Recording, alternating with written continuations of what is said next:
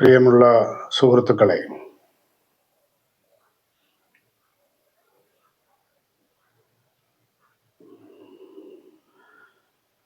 വിവരമുള്ളവരും വിദ്യാഭ്യാസമുള്ളവരും ഒക്കെയാണ് നമ്മൾ മലയാളികൾ. അതുകൊണ്ട് തന്നെ അതിൻ്റെ ചില ഗുണങ്ങളും ദോഷങ്ങളും കാണാറുണ്ട്.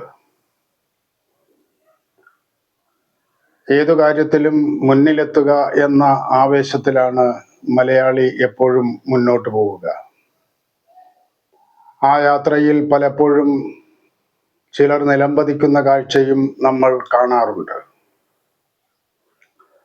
പബ്ലിസിറ്റി ഭ്രമം മലയാളികളെ മൊത്തത്തിൽ ബാധിച്ചിട്ടുണ്ട് എന്ന് പറഞ്ഞാൽ തള്ളിക്കളയാൻ കഴിയില്ല. അധികാരവും പദവിയും പണവും ആയാൽ പിന്നെ ആഗ്രഹിക്കുന്നത് പബ്ലിസിറ്റിയാണ്. അതിനുവേണ്ടി ഏത് സൂത്രപ്പണികളും കണ്ടെത്തുന്നതിന് മലയാളി ബഹുകേമം ആരാണ്.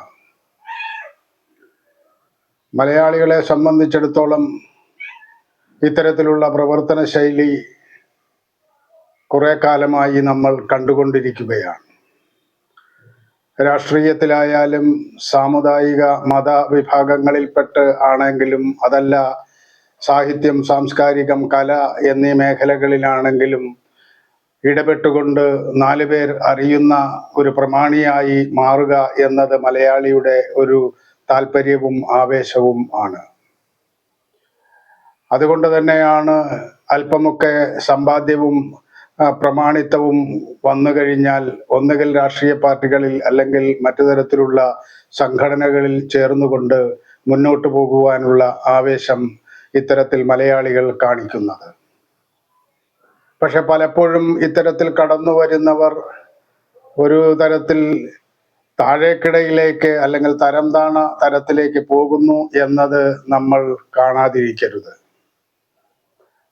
മാത്രവുമല്ല, ഇത്തരത്തിൽ ഉള്ള ഒരു ചിന്തയുമായി അല്ലെങ്കിൽ താല്പര്യവുമായി പൊതുരംഗത്തേക്ക് കടന്നു വരുന്നവർ ആഗ്രഹിക്കുന്നത് എന്താണ് എന്നുകൂടി നമ്മൾ ഒന്ന് ആലോചിക്കേണ്ടതാണ്.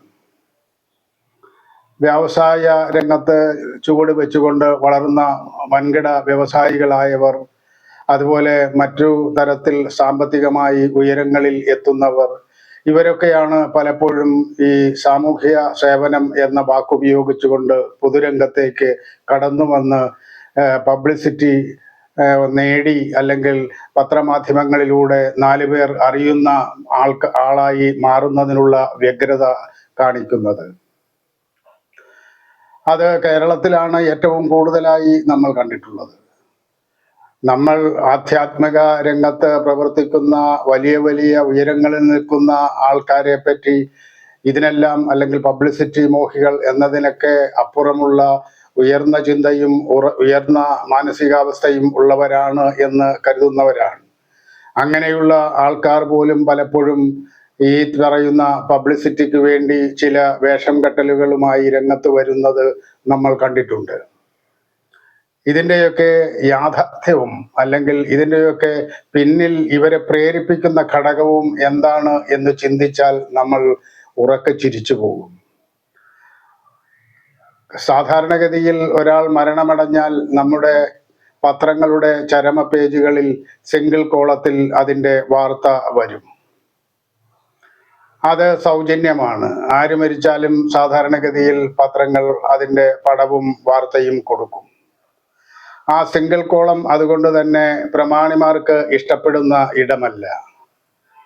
അവരുടെ ചരമത്തിനു ശേഷം സിംഗിൾ കോളത്തിൽ നിന്നും ഡബിൾ കോളത്തിലേക്ക് അല്ലെങ്കിൽ ഒരു കോളത്തിൽ നിന്നും രണ്ട് കോളത്തിലേക്ക് വലുതാക്കിയെടുക്കാനുള്ള ഒരു തന്ത്രത്തിന്റെ ഭാഗം കൂടിയാണ് ഈ പറയുന്ന ആവേശത്തോടു കൂടിയുള്ള പൊതുരംഗത്തേക്കുള്ള കടന്നുവരവ് എന്നതാണ് വാസ്തവം.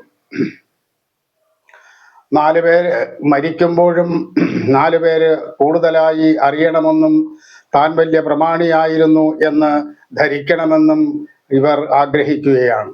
സാധാരണഗതിയിലുള്ള ഒറ്റക്കോള ചരമക്കുറിപ്പുകളിലേക്ക് സാധാരണ ജനങ്ങൾ കൂടുതലായി ശ്രദ്ധിക്കില്ല.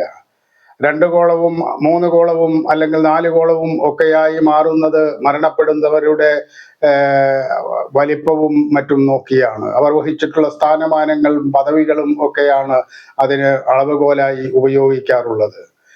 അത്തരത്തിലുള്ള സ്ഥാനങ്ങൾ അല്ലെങ്കിൽ പദവികൾ ഒക്കെ ഉണ്ടെങ്കിലാണ് ഈ 1 ഗോളത്തിൽ നിന്നും 2 ഗോളമോ 3 ഗോളമോ വലുതായ ചരമവാർത്ത കടന്നു വരിക. യഥാർത്ഥത്തിൽ ഇതാണ് ഈ പറയുന്ന പ്രമാണിമാരുടെ മനസ്സിലിരിപ്പ്.